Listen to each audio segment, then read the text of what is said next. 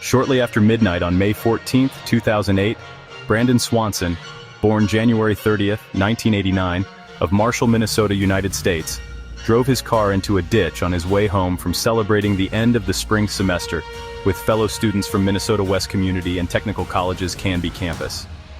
Uninjured, he got out and called his parents on his cell phone. Unsure of his exact location, he told them he believed he was near Lind, and they drove out to pick him up. However, they were unable to locate him or his vehicle. Swanson remained on the phone with them until he went silent 47 minutes later after exclaiming, "Oh shit, he has not been seen or heard from since." In the morning, Swanson's parents reported him missing to police, who advised them to wait as such behavior was not uncommon for young men his age. Later that day, the circumstances of his disappearance became more complicated when his cell phone records showed he had been near Porter, 25 miles from where Swanson had said he was, in a different direction. That information led to the discovery of his car near Taunton. It is not known whether Swanson was aware of this discrepancy when he talked to his parents. Foul play has not been ruled out, but it has also been proposed that he might have accidentally fallen into the Yellow Medicine River near where his car was found and drowned, although extensive searches have not found a body. Land searches with dogs have continued in the area for several years. His parents successfully lobbied the state legislature to pass Brandon's law, which requires that police begin investigations of missing adults promptly. Swanson left Canby for the 30-mile drive home before midnight. Just before 2 a.m., he called his parents on his cell phone, telling them he had driven his Chevrolet Lumina off the road and into a ditch from which he could not remove the car. He was not hurt and asked them to come to where he was and pick him up. Annette and Brian Swanson got in their pickup truck and drove out to where they thought he was, keeping him on the phone despite occasional hang-ups and drops. Brandon stayed with his car and tried to signal them by flashing his lights on and off, but they saw nothing, nor did he see them do the same. Brandon finally gave up and told them he was leaving the car to walk toward lights. He could see that led him to believe he was near Lind, a small town roughly 7 miles southwest of Marshall.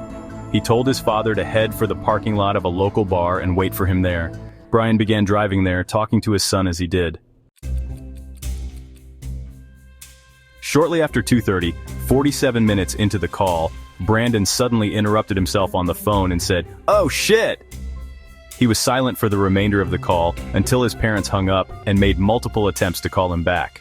Brandon has not been seen or heard from since. Later that morning, the Lynn police did start a search, but found no trace of Brandon in the town or outside. They requested that the office of Lyon County Sheriff Joel Dahl assist them. To better focus the search, the sheriff's office obtained Brandon's cell phone records, which revealed that Brandon had been calling from the vicinity of Taunton, along State Highway 68, the main route to Canby, northwest of Marshall, 25 miles from Lind. Searching in that area, deputies discovered Brandon's abandoned car in a ditch off a gravel road along the Lincoln County line, a mile north of Highway 68, bringing the office of that county's sheriff, Jack Vizecki, into the investigation as well. He told the media that the Lumina had gotten hung up on the top of an incline at the edge of the road, not seriously enough to damage the car, but enough to keep the wheels from touching the ground on that side. There was nothing else found amiss with the car, and due to the grass and gravel in the area surrounding it, there were no tracks and thus no way to tell what direction Brandon might have started walking. His cell phone call had been routed through a tower at the intersection of County Routes 3 and 10 near Minneota, another town along Highway 68. By May 15th, the call had been determined to have come from within 5 miles of the tower. Searchers were concentrating their efforts there. Since part of that circle included Yellow Medicine County to the north, authorities from that jurisdiction also took part. Dahl noted that from the area, a red light atop a Taunton grain elevator could be seen. He thought that it was possible that the red light Brandon had seen had led him to believe Lind was within walking distance. Ground searches were being complemented with a flyover by an aerial team. Search dogs were also brought in from the Twin Cities. A team of bloodhounds from nearby Codington County, South Dakota, picked up a 3-mile scent trail that largely followed the field roads west-northwest to an abandoned farm, then along the Yellow Medicine River to a point where it appeared to enter the stream. Brandon had mentioned passing fences and hearing nearby water, his father recalled. On the theory that Brandon might have drowned, boats from the state's Department of Natural Resources were deployed along the river, and gates were installed. In some areas in Lincoln County, the water had been 10 feet deep on the morning of the disappearance but had gone down since then, Dahl noted. Deputies also walked the river's banks, and horses and all-terrain vehicles were deployed in the surrounding area. However, Dahl ruled out a more organized, extensive ground search. While the trail followed by one of the dogs went to the Yellow Medicine, and despite her son's last known words, Annette Swanson does not think he drowned there. After following the scent to the water, that dog continued up across the other side and along that riverbank to another gravel road, where it continued north towards the Yellow Medicine County line and ended. There really is nothing to indicate that he's in the river, she told CNN.